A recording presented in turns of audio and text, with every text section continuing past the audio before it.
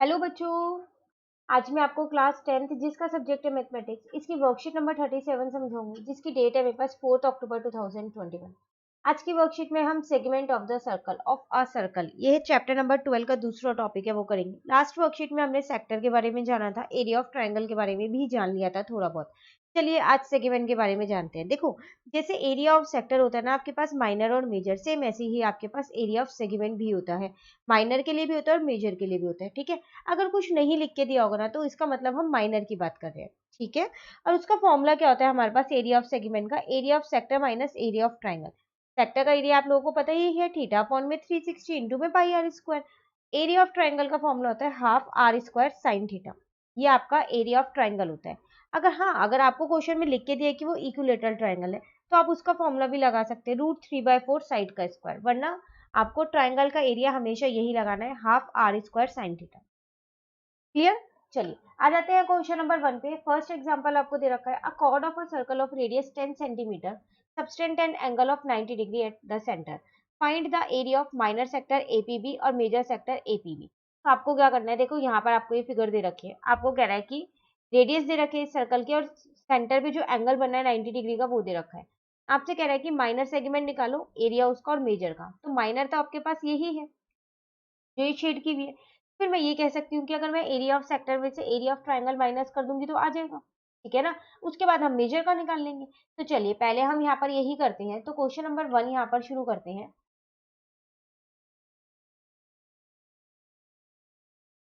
तो area of minor segment is equals to area of sector minus area of triangle, ठीक है ना। तो एरिया ऑफ सेक्टर होता है मेरे पास थीटा अपॉन में 360 इंटू में pi are square, minus area of triangle अभी हम करके आए हैं वो क्या होता है हमारे पास, वो होता है half are square sine theta. तो यहाँ लिख लेते हैं half are square sine theta, ठीक है। अब देखो इन दोनों में से मैं क्या करती हूँ, आर स्क्वायर को कॉमन ले लेती हूँ। तो यहाँ बचा थीटा अपॉन में 360 इंटू में पाई और यहाँ पर बचा हाफ साइन थीटा। अब आर की जगह आर की वैल्यू रख दो, आपको क्वेश्चन में गिवन है 10 और थीटा की जगह क्या रखना है आपको 90 रखना है, ठीक है। तो 10 इंटू 10 यहाँ पर आ जाएगा और यहाँ पर आ जाएगा 90 अपॉन में 360 इंटू में पाई की जगह क्या रखोगे आप 22/7। ऐसा क्वेश्चन में कुछ गिवन नहीं है आपको कि 3.14 रखना है तो आप 22/7 भी रख सकते हो। एक बार हम देख ले पाई की फॉर्म में आंसर तो नहीं है, ठीक है। उसके बाद माइनस हाफ ऐसी है साइन और थीटा की जगह कितना आ जाएगा 90 आ जाएगा। क्लियर यहाँ तक। तो यहाँ पर आपके पास हो जाएगा 100 और यहाँ पर इसको इससे कट करोगे तो 4 आ जाएगा। अब इसको कट करोगे तो 11 आएगा, इसको कट करोगे तो 2 आएगा। तो 11/14 आ गया माइनस हाफ। अब साइन 90 देखा जाए तो 1 होता है तो 1 लिख दिया मैंने यहाँ। यहाँ आ गया हाफ, यहाँ 100, यहाँ आ गया 11/14 माइनस। अब देखो यहाँ 1/2 ही बचा सिर्फ, ठीक है। तो 100 यहाँ पर आ गया, 11/14 यहाँ पर है, बेस सेम कर लेते हैं तो यहाँ पर 7 से इंटू कर देते हैं,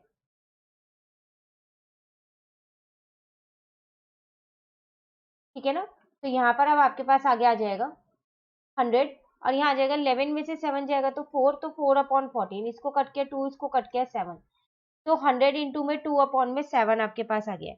तो इसका मतलब 200 को क्या करूं मैं 7 से डिवाइड कर दूं, मेरा आंसर आएगा 28.57, लेकिन ये अप्रोक्स में आएगा। चेक करते हैं चलो एक बारी। ये रहा 28.5 सेंटीमीटर स्क्वायर। तो ये आपके पास आ गया एरिया ऑफ सेगमेंट, वो भी माइनर वाले का। अभी मुझे मेजर वाले का भी चाहिए। तो देखो मेजर वाले का कैसे निकालते हैं, इस पूरे सर्कल में से अगर मैं माइनर सेगमेंट हटा दूंगी तो फिर मेजर वाला ही तो बचेगा। और एरिया ऑफ माइनर सेगमेंट में यहाँ ऊपर निकाल ही चुकी हूँ, बस एरिया ऑफ सर्कल और निकालना है फिर माइनस करना है, ठीक है। तो चलिए यहाँ लिख लेते हैं इसको। तो एरिया ऑफ मेजर सेगमेंट क्या होगा आपके पास, वो होगा आपके पास area of circle minus area of minor segment, ठीक है ना। तो एरिया ऑफ सर्कल मेरे पास होता है पाई आर स्क्वायर माइनस, ये मुझे 28.5 मैंने अभी सॉल्व किया ऊपर तो मैंने वही यहाँ लिख दिया है, ठीक है। तो यहाँ आ जाएगा 22/7, आर की जगह 100 आ जाएगा, आर स्क्वायर है तो 10 इंटू 10 100 लिख दिया है मैंने यहाँ पर डायरेक्ट। अब क्या करेंगे 2200 को किससे 7 से डिवाइड कर देते हैं तो आपके पास आंसर यहाँ पर आ जाएगा 314.28 माइनस करेंगे 28.5, बस माइनस करो और आपका यहाँ पर आंसर आ जाएगा। Clear example number 1। चलिए आ जाते हैं एग्जाम्पल नंबर 2 पे। यहाँ पर आपसे क्या कह रहा है, अ round table cover has 6 equal design as shown in figure. If the radius of the cover is 28 centimeter, find the cost of making the design at the rate of rupees 0.35 per centimeter square. देखो यहाँ पर आपको एक table cover दे रखा है, figure बना के दे रखी है, इसमें 6 डिजाइन दे रखे हैं ये, ठीक है। आपसे क्या कह रहा है कि रेडियस, जो ये आपको रेडियस दे रखी है, आप ये कह सकते हो ओ बी ओ ए, ठीक है, ये आपको 28 दे रखी है। आपको क्या करना है, कॉस्ट बतानी है कि इस डिजाइन को बनाने में कितनी कॉस्ट लगेगी। अगर 1 सेंटीमीटर स्क्वायर की कॉस्ट 0.35 है तो देखो अगर मुझे इस डिजाइन का एरिया पता चल जाएगा तो मैं बता सकती हूँ कि उसकी कितनी कॉस्ट लगेगी। अब एरिया पता कैसे चलेगा, तो यहाँ पर ये देख के पता चल रहा है, डिजाइन तो ये रहा, जो ये ब्लैक वाला आपको दिख रहा है यही है। तो इसका मतलब अगर मैं एरिया ऑफ सेक्टर, जो ये पूरा बना हुआ है देखो ये, अगर मैं ये इसमें से एरिया ऑफ ट्राइंगल माइनस कर दूं तो मेरा ये डिजाइन का एरिया आ जाएगा। एक तरीके से मेरे से यहाँ पर क्या पूछा जा रहा है, यहाँ पर मुझसे एरिया ऑफ माइनर सेगमेंट ही तो पूछा जा रहा है, बस डायरेक्टली मुझे ये चीज नहीं बताई गई है, ठीक है ना।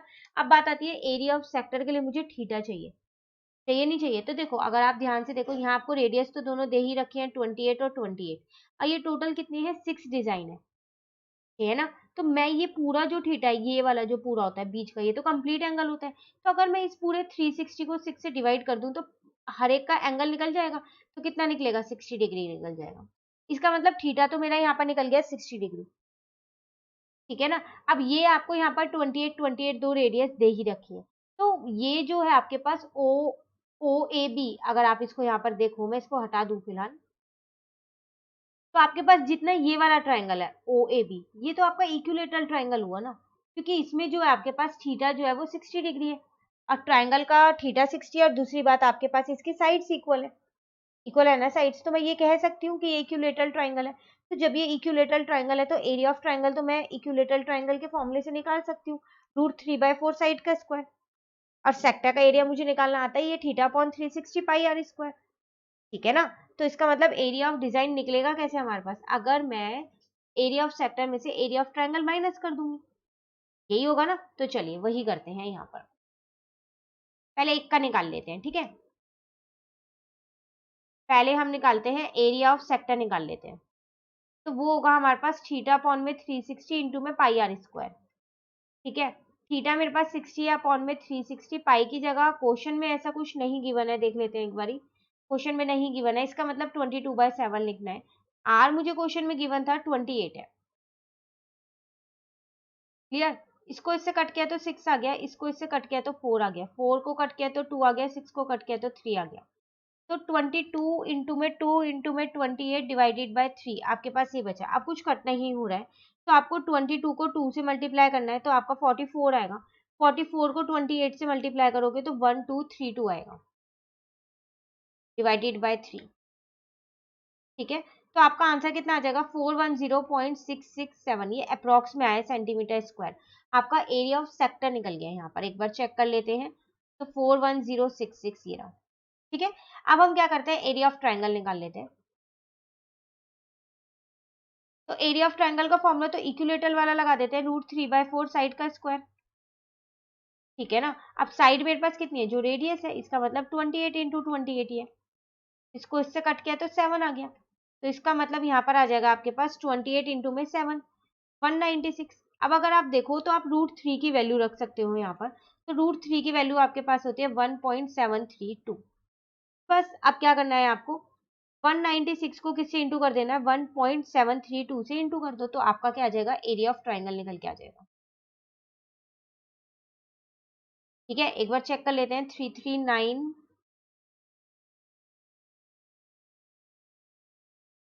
देखो ये अप्रोक्स में आ रहा है यहाँ पर, क्योंकि यहाँ पर जो हमने √3 की वैल्यू ली है वो 1.732 ली है, ठीक है। तो इसलिए आंसर जो है वो अप्रोक्स में आ रहा है, तो यहाँ पर ये आ गया। आप ये वाला भी लिख सकते हैं आंसर, कोई गलत नहीं है, ठीक है ना। अब हम क्या करते हैं, एरिया ऑफ सिंगल डिजाइन निकाल लेते हैं। तो कैसे निकलेगा area of single design, area of sector में से जो कि है मेरे पास 410.667, इसमें से माइनस कर देते हैं 339.472 को, तो आपका क्या आ जाएगा यहाँ पर एरिया ऑफ सिंगल डिजाइन, एक डिजाइन का एरिया आ जाएगा। लेकिन मेरे पास डिजाइन है कितने, मेरे पास तो 6 है, तो उसके बाद इसको 6 से इंटू कर देंगे, ठीक है ना। तो माइनस करके 71.9195 आ रहा है बस। अब यहाँ लिख दो आप एरिया ऑफ 6 डिजाइन, तो 6 इंटू में 71.195, ठीक है। अब इसको 6 से इंटू कर दो, तो ये तो एरिया आ गया, लेकिन मुझे कॉस्ट निकालनी है।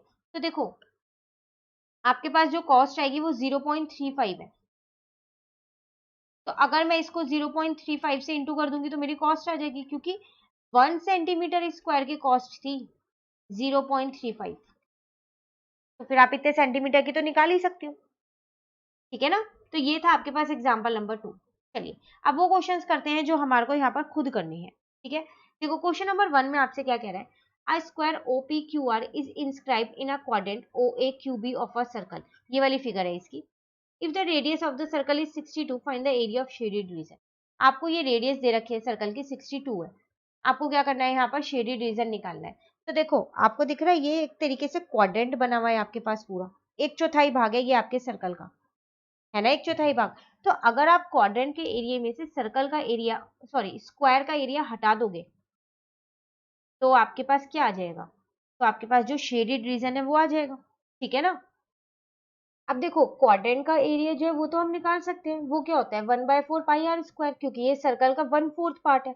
अब स्क्वायर का एरिया क्या होता है साइड इंटू साइड, लेकिन अगर आप ध्यान से यहाँ क्वेश्चन में देखो तो आपको साइड तो दे ही नहीं रखी, आपको तो ये रेडियस दे रखी है सर्कल की, तो क्या हम साइड निकाल सकते हैं स्क्वायर की, बिल्कुल निकाल सकते हैं। कैसे निकाल सकते हैं, देखो आपको पता है कि स्क्वायर का हर एक एंगल जो है वो 90 डिग्री होता है, तो फिर मैं ये कह सकती हूँ कि जो मेरा ROQ ट्राइंगल है वो एक राइट एंगल ट्राइंगल है ना, राइट एंगल ट्राइंगल। और अगर मैं इस स्क्वायर की साइड को ए मान लूं तो ये भी ए होगी और ये भी ए होगी, ये भी ए और ये भी ए, है ना। तो इस राइट एंगल ट्रायंगल में मैं पाइथागोरस थ्योरम लगा के ए निकाल सकती हूँ, क्योंकि मुझे इसकी एक साइड 62 तो पता ही है, जो कि मेरी सर्कल की रेडियस है, ठीक है। तो हम इस पहले यही कर लेते हैं, तो हम यहाँ लिखते हैं इन ट्रायंगल ROQ,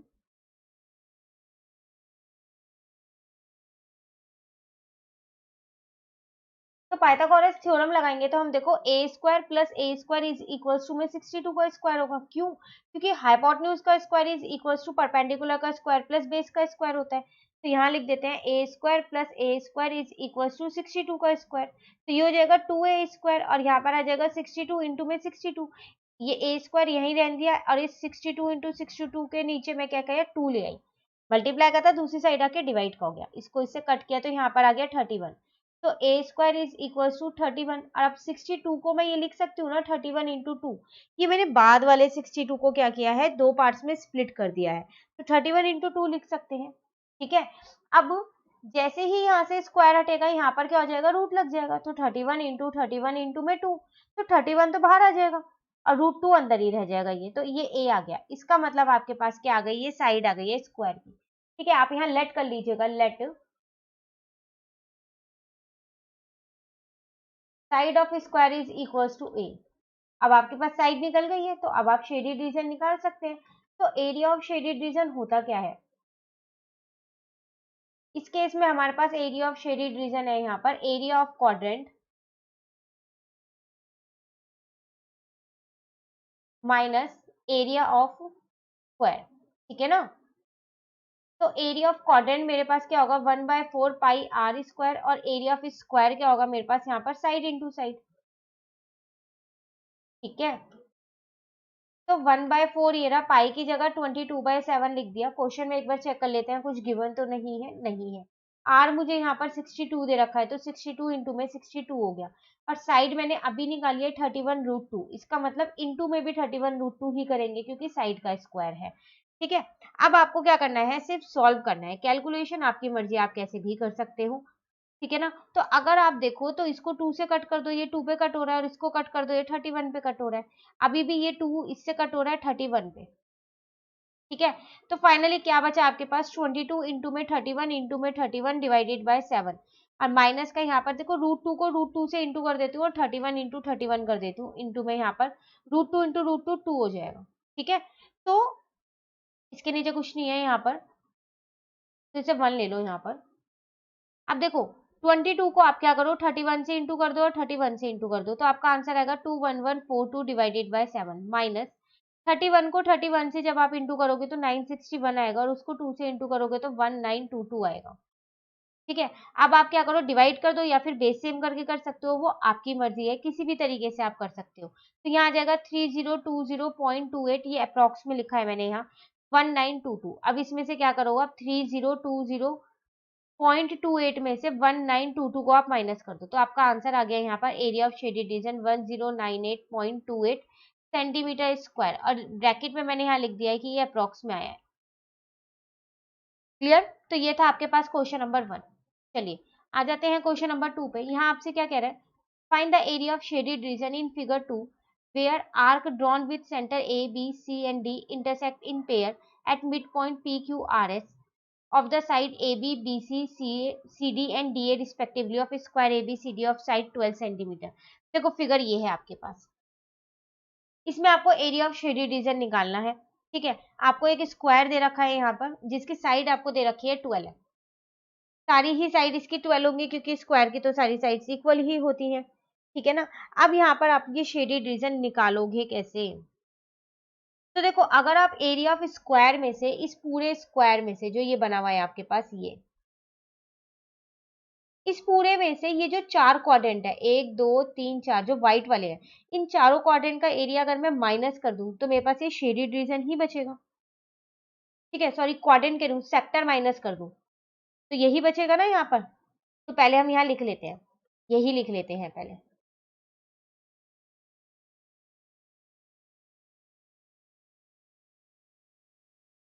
तो area of shaded region is equals to area of square minus area of 4 sectors. ठीक है ना, अब एरिया ऑफ स्क्वायर तो मेरे पास होता है साइड इनटू साइड जो कि मुझे गिवन है क्वेश्चन में, और एरिया ऑफ 4 सेक्टर हो जाएगा मेरे पास यहाँ पर थीटा अपॉन में 360 इंटू में पाई आर स्क्वायर। अब बात आती है यहाँ थीटा तो मुझे गिवन ही नहीं है, चलो साइड तो मुझे क्वेश्चन में गिवन है 12, तो मैं यहाँ पर लिख देती हूँ 12 इंटू में 12 हो जाएगा माइनस 4 ऐसी। अब बात करें थीटा की तो देखो थीटा यही तो है, और स्क्वायर का तो हर एक एंगल 90 डिग्री का होता है ना, हर एक एंगल 90 डिग्री। तो फिर मैं यहाँ पर तो ये लिख सकती हूँ ना 90 अपॉन में 360। अब पाई की जगह कुछ गिवन नहीं है तो मैं यहाँ पर 22/7 ले रही हूँ। अब बात आती है आर की, आर कितना होगा? तो अगर आप देखो यहाँ पर ये पूरी साइड जो है ये आपके पास पूरी 12 है, तो आर कितना होगा यहाँ पर 6 होगा। होगा नहीं होगा? ये आर ही तो है, अगर मैं इसको जो ये हाईलाइट करूँ डार्क करूँ ये आर ही तो है, तो ये हाफ ही तो है। क्यों? क्योंकि जो ये एस था पी था क्यू था आर था ये सारे मिड पॉइंट थे, लिखा है क्वेश्चन में। तो इसका मतलब अगर ये पूरी ए डी जो है वो 12 है तो उसका आधा कितना होगा? 6 होगा। तो इसका मतलब यहाँ पर कितना आ जाएगा? 6 इंटू 6। क्लियर? इसको इससे कट किया तो यहाँ 4 आ गया, 4 को 4 से कट कर दिया तो 12 इंटू 12 144 होता है। माइनस आपके पास देखो अब यहाँ पर बचा क्या है आपके पास, ऊपर न्यूमरेटर में तो बचा है 22 इंटू में 36 बचा, 6 6 या 36 हो जाएगा ना, तो 792 आ गया, और नीचे आपके पास 7 बचा है। ठीक है ना, तो यहाँ पर आ जाएगा आपके पास 144 माइनस, अब आप 792 को 7 से डिवाइड कर दो तो आपके पास 113.14 आ जाएगा, ये अप्रॉक्स में है आंसर। ठीक है, तो 113.14 तो आपके पास 30.86 सेंटीमीटर स्क्वायर अप्रॉक्स में आपके पास ये एरिया ऑफ शेडेड रीजन आ जाएगा। क्लियर? चलिए आ जाते हैं क्वेश्चन नंबर 3 पे, लास्ट क्वेश्चन है। कह रहे in figure 3 shown a sector O A P, ये फिगर है इसकी, of circle with centre O containing angle theta A B is perpendicular to radius O A and meet O P produce at B, prove that the perimeter of shaded region is this. देखो यहाँ पर आपको एक चीज prove करनी है, prove कैसे करनी है? आपको पेरीमीटर प्रूव करना है यहाँ पर एरिया ऑफ शेडेड रीजन का, इसका। तो पेरीमीटर वैसे होता क्या है? सम ऑफ ऑल साइड ना, तो हम भी यहाँ यही लिख लेते हैं। तो पेरीमीटर का मतलब यहाँ पर मेरे पास ए बी प्लस का बीपी और एक जो ये आर्क बनी हुई है ये एपी, ये तीनों होंगे, यही होंगे ना। तो चलो यहाँ पर करते हैं इसको। सबसे पहली बात ना, देखो अगर आप क्वेश्चन देखो तो आपको इसमें प्रूफ में क्या दे रखा है? टेन सेक ये सब दे रखे हैं, तो इसका मतलब मुझे ये टेन थीटा सेक थीटा पहले निकाल लेना चाहिए। तो अगर मैं अपना थीटा यहाँ पर है मेरा तो देखूं तो मेरे पास होता है पंडित बद्री प्रसाद हर हर बोले, मैंने आपको ये जब ट्रिग्नोमेट्री का चैप्टर कराया था तब भी बताया था कि जैसे ही ट्रिग्नोमेट्री का कांसेप्ट है ना, आप इसको लिख लो, नहीं तो आपके क्वेश्चंस नहीं हो पाएंगे। ठीक है, तो अब टेन थीटा आपके पास यहाँ पर क्या है, टेन थीटा है आपके पास पी अपॉन में बी, तो यहाँ पर लिखते हैं tan theta is equals to में पी अपॉन में बी। तो टेन थीटा आपके पास कितना आ जाएगा, पी कितना है, अगर आप यहाँ पर देखो थीटा यहाँ पर है, तो पी आपके पास ए बी और बी आपके पास ओ ए है, तो यहाँ लिख देती हूँ मैं ए बी अपॉन में ओ ए। ठीक है, तो मैंने क्या किया, अब देखो ओ ए ये आपको गिवन है आर है, तो इसकी जगह मैं आर लिख सकती हूँ। ठीक है, यहाँ से मैंने ए बी की वैल्यू निकाली, वो आ गई आर मल्टीप्लाई में टेन थीटा। क्लियर है यहाँ तक। उसी तरीके से सेक थीटा निकालना है, तो अब मैं पहले कॉस थीटा निकाल लूँ, फिर उसको उल्टा कर दूंगी तो सेक थीटा आ जाएगा। तो कॉस थीटा होता है बी अपॉन में एच, तो यहाँ लिखते हैं हम इसको। ठीक है ना, तो कॉस थीटा आपके पास कितना आ जाएगा, यहाँ पर बी की वैल्यू अगर आप देखो, बी है आपके पास ओ ए और एच है आपके पास ओ बी, तो मैंने यहाँ लिख दिया ओ ए अपॉन में एच है ओ बी। ठीक है, ओ ए आपको पता ही है आर है, गिवन है ओ ए आपको आर, तो यहाँ पर आ जाएगा cos theta is equal to R upon में ओ बी। ठीक है, तो अगर मैं यहाँ से OB की वैल्यू निकालूं तो वो आ जाएगी आर अपॉन में कॉस थीटा। अब देखो कॉस सेक का उल्टा होता है, तो ये रेसिप्रोकल है, तो मैं इसको लिख सकती हूँ आर सेक थीटा। ठीक है, आप इसको अपनी इक्वेशन 2 मान लो, अभी आगे काम आने वाली है, और इसको इक्वेशन 1 मान लो, ये भी आगे काम आने वाली है। ठीक है, अब हम बात करते हैं किसकी, अपने पेरीमीटर की। तो पेरीमीटर ऑफ शेडेड रीजन मेरे पास होगा क्या,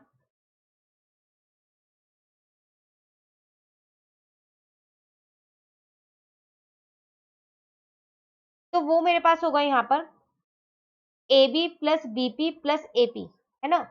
तो ए बी प्लस में क्या होगा मेरे पास, बीपी और प्लस ए बी की जो मेरी आर क्या वो, तो ए बी की वैल्यू तो मैंने अभी क्वेश्चन में ऊपर निकाली है, देखो आर टेन थीटा निकालिए ना, तो यहाँ पर लिख देते हैं आर टेन थीटा, पता चल गया हमने क्यों निकाला था।